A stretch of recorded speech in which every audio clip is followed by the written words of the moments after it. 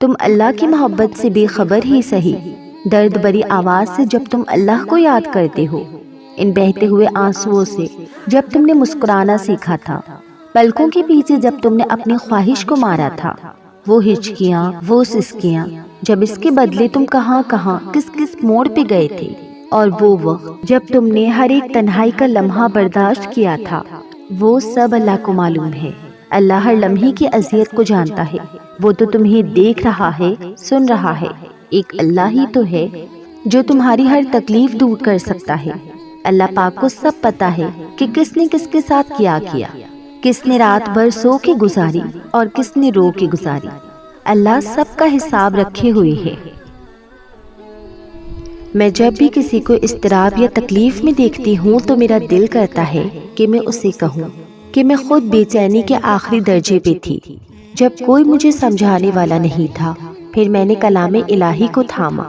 میرا دل کرتا ہے میں خاموشی سے اس کو قرآن دوں اور کہوں کہ اس کو اپنے ذہن کے مطابق پڑھ کے سیکھو، اس میں سے اپنے لیے وقت نکالو اپنی استطاعت کے مطابق۔ میں چاہتی ہوں کہ میں سب کو سمجھا سکوں کہ اللہ کا ساتھ ہمیں کہاں سے کہاں لے جاتا ہے۔ میرے پاس الفاظ نہیں، الفاظ مجھے ملتے نہیں قرآن کی روشنی کے، اللہ کی ہم پر نعمتوں کے۔ جب لوگ کہتے ہیں نا کہ ہم بہت اکیلے ہو گئے ہیں، وہ یہ نہیں سمجھتے کہ وہ اکیلے نہیں ہیں، ان کے ساتھ ایسا مضبوط سہارا ہے جو کبھی اپنے بندے کو اکیلا نہیں چھوڑتا۔ یقین جانے کچھ لوگ اللہ کو پا کر بھی نہیں پاتے۔ میرا اللہ یہ نہیں دیکھتا کہ کون کیسے آ رہا ہے، وہ دیکھتا ہے اچھا میرا بندہ ہے، میرے پاس آ رہا ہے، آ جاؤ۔ تم چل کر آ رہے ہو، میں دوڑ کر آتا ہوں۔ تم میرے ہو، میں تمہارا ہوں۔ مجھے کیا سروکار تم کون ہو، گنہگار ہو یا نیک ہو، کس رنگون نسل سے ہو، کس عمر یا کس رتبے سے ہو، میں خانے سے آ رہے ہو یا کعبہ سے، درد میں آ رہے ہو یا شکر میں آ رہے ہو، رنج میں آ رہے ہو یا شکوے میں آ رہے ہو۔ اس سے مہمان نوازی بہت پسند ہے، پھر وہ کیسے کہہ سکتا ہے کہ کیا کرنے آئے ہو۔ وہ یہ نہیں کہتا کہ تم نے تو میری نافرمانی کی، تم جاؤ، تمہارا میرا تعلق ختم۔ نہیں، وہ کہتا ہے کہ بتاؤ کون ہے تمہارا میرے سوا، آ جاؤ میرے بندے، مانگو مجھ سے، ایک بار دل سے مانگو تو صحیح، یہ سارا زمانہ بھی تمہارا کر دوں گا۔ اللہ نے تمہارے لیے بہت کچھ سوچ رکھا ہے، تمہیں اپنے کن تک لانے کے لیے وہ بس آزمائشوں سے گزارتا ہے۔ اللہ سے مدد مانگ کر تو دیکھو، وہ کہتا ہے کہ ہر چیز میرے ہاتھ میں ہے، میں دلوں کو بدلتا ہوں، میری 2 انگلیوں کے بیچ میں انسان کا دل ہے، تم کچھ نہیں کر سکتے، میں اس دل کو بدل دوں گا۔ دیکھنا اللہ تمہیں بہت جلد ناممکن ذریعے سے مدد بھیجے گا، تمہارے صبر کے بدلے تمہیں تمہاری چاہت سے بڑھ کر عطا کرے گا۔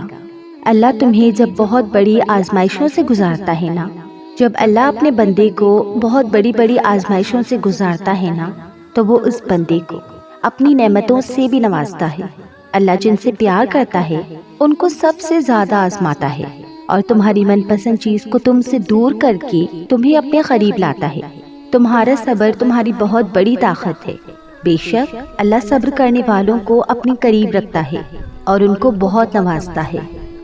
خدا کی قسم، اللہ کی تقسیم سے اختلافات رکھنے والوں کا مقدر زوال ہوتا ہے۔ سکون سجدے میں ہی جا کر ملتا ہے جب یہ دل نڈال ہوتا ہے۔ ہمیں اس سے پہلے خدا سے جدائی کا کہاں خیال ہوتا ہے؟ جب دل پر اختیار باقی نہ رہے تو نماز اکثر لمبی ہو جایا کرتی ہے۔ جب گیلی آنکھیں آسمان پہ ٹکی ہوں اور ذہن میں خدا ہو، اور جب وہ کن کہتا ہے تو ہم جیسے ٹوٹے پھوٹے دل والوں کو چین، سکون اور اطمینان نصیب ہوتا ہے۔ تب روح میں قید پھر اللہ کھوئی ہوئی مسکراہٹیں واپس لے آتا ہے۔ ہر چیز جو تم کھو بیٹھے ہو اس کا نعم البدل موجود ہے، لیکن اگر تم نے اللہ کو کھو دیا تو اس کا تو کوئی نعم البدل نہیں، بلکہ وہ تو ایسا خسارہ ہے جس کا کوئی ازالہ ممکن ہی نہیں۔ روح ہجر کے کانٹوں سے گزرے تو صحیح ربط خود پیدا ہوتا ہے۔ اسے پکارو تو صحیح، ڈرو نہیں، بے شک اللہ کہتا ہے میں تمہارے ساتھ ہوں، میں دیکھ بھی رہا ہوں اور تمہیں سن بھی رہا ہوں۔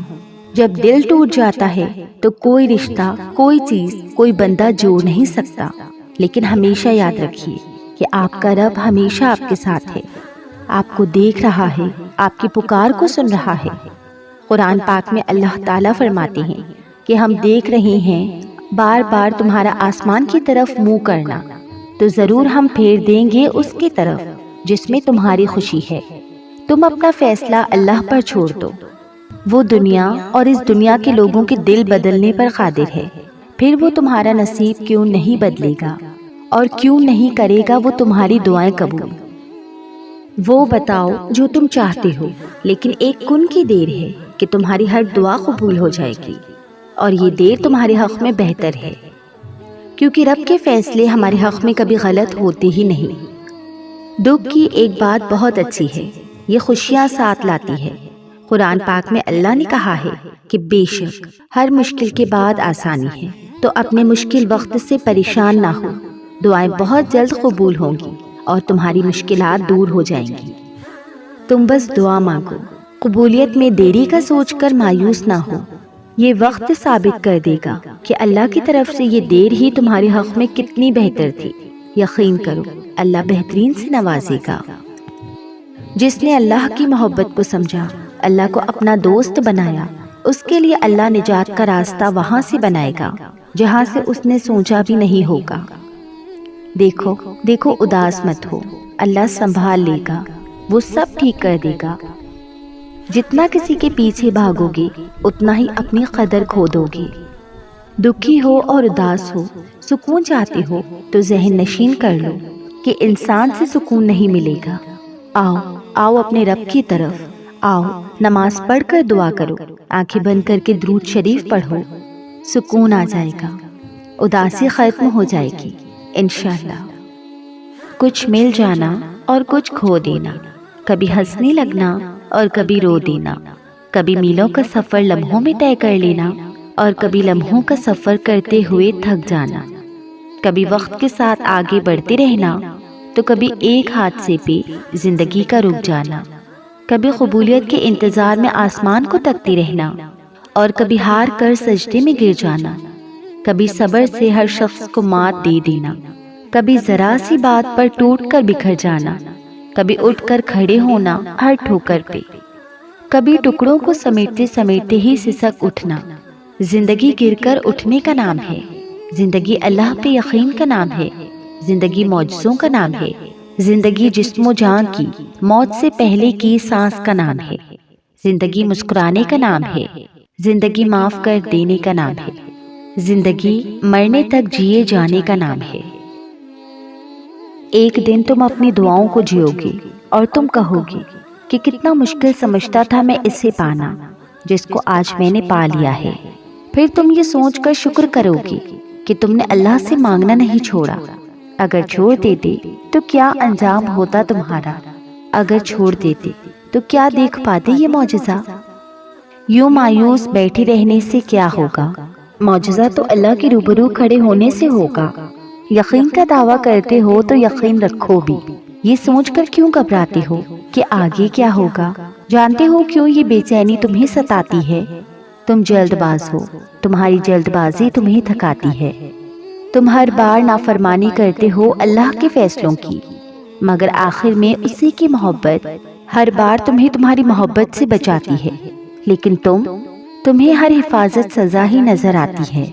تم دیکھتے نہیں پر زندگی تمہیں ہر ایک کی حقیقت دکھاتی ہے۔